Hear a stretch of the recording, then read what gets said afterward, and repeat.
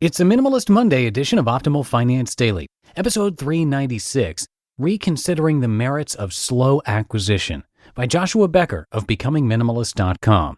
And hi everybody, I am Dan, the guy who reads to you from some of the best blogs on personal finance, back here for another week of great tips from these great bloggers. And don't forget, we narrate blogs for you on 5 different podcasts. Topics range from personal development and minimalism to health and fitness, relationships, entrepreneurship, and more. Just do a quick search for Optimal Living Daily wherever you're hearing this show to check out and subscribe to our other podcasts. Now, today's Minimalist Monday post is from Joshua Becker, and we haven't heard from him in a while, so let's get right to it as we optimize your life. Reconsidering the Merits of Slow Acquisition by Joshua Becker of BecomingMinimalist.com.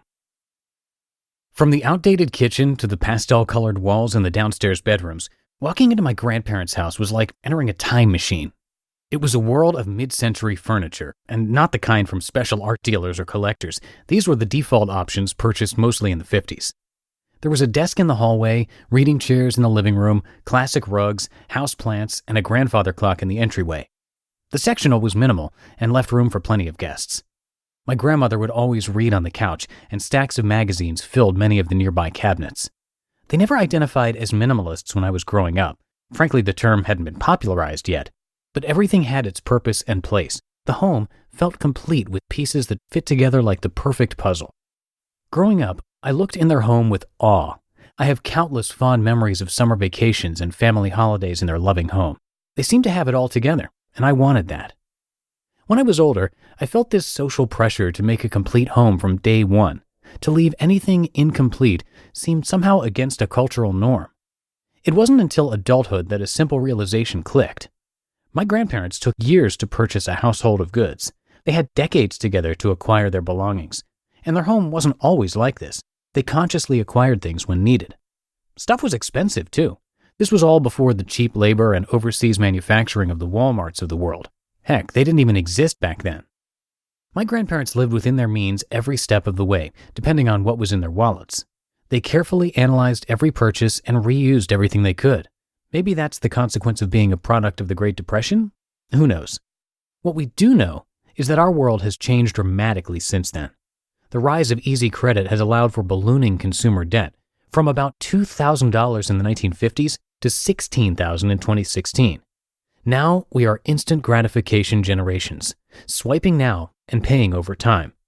We expect to have everything at once, but we're going broke in the process. Our credit cards have larger limits, products are cheaper, and buying is as easy as a click online. We make pilgrimages to furniture stores, fantasize about spaces before we've set foot in a place, and browse websites that give idealized examples of carefully crafted rooms. The world is primed and expecting our consumption. Each represents a radical departure from the lifestyles of the greatest generation. I can't help but think our ancestors knew something about minimalism that society downplays now. When my wife and I first got married, we moved into a 2-bedroom apartment and purchased only a table set for $99. Oh, and a bed. We needed that for a number of reasons. Our living room furniture and bedroom set were hand-me-downs from her family. We received a television set as a wedding gift. Our next purchase, months later, was a computer and desk.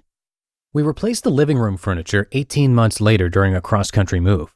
We used the $99 kitchen table and chairs for 13 years and still use the bedroom set handed down to us from our grandparents. Our home took years to make whole, and I don't think I'd change a single thing about the process.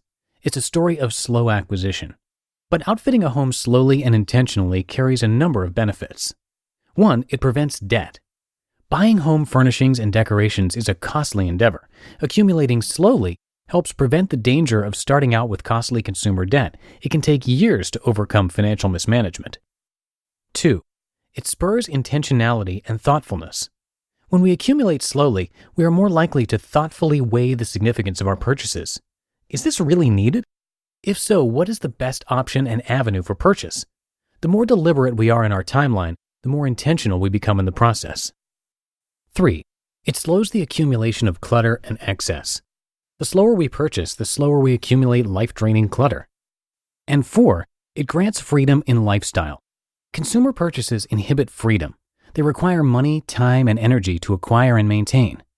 Therein laid my grandparents' powerful lesson. To make our home ours, we couldn't buy stuff immediately to recreate or mimic another space. Instead, we thoughtfully considered what we needed and budgeted carefully for each addition. Despite living in a world of accessibility and easy consumption, we all need to find ways to slow down. The perfect item will remain or can be recreated if necessary. Sales come and go, and your favorite big box retailer probably won't be going out of business anytime soon. Give yourself the opportunity to make your space yours, but as you do, don't forget to consider the merits of acquiring pieces slowly. Never be in a hurry to spend money you don't have. You just listened to the post titled Reconsidering the Merits of Slow Acquisition by Joshua Becker of BecomingMinimalist.com. And I'll keep this ending nice and minimal for you. Just don't forget that we have 4 other podcasts where we narrate blogs for you, and you can find those by searching for Optimal Living Daily wherever you're hearing this show. Have a great start to your week, everybody, and I'm going to see you in tomorrow's show. That's where your optimal life awaits. Hello, Life Optimizer. This is Justin Malik, creator and producer of this podcast, but also Optimal Living Daily, the show where I read to you from even more blogs covering finance, productivity, minimalism, personal development, and more from incredible bloggers like Derek Sivers, Zen Habits, Mark and Angel, The Minimalists, and all the ones you hear on this show too. So if you enjoyed today's episode and like taking amazing blogs on the go, come on over to Optimal Living Daily and subscribe to that one too. And together, we'll start optimizing your life. You've been listening to Optimal Finance Daily. Be sure to hit the subscribe button to stay up to date on each new episode and head to oldpodcast.com. That's OLDpodcast.com for a free gift as well as more actionable tips and resources to help you maximize your potential. Thanks for joining us, and remember, your optimal life awaits.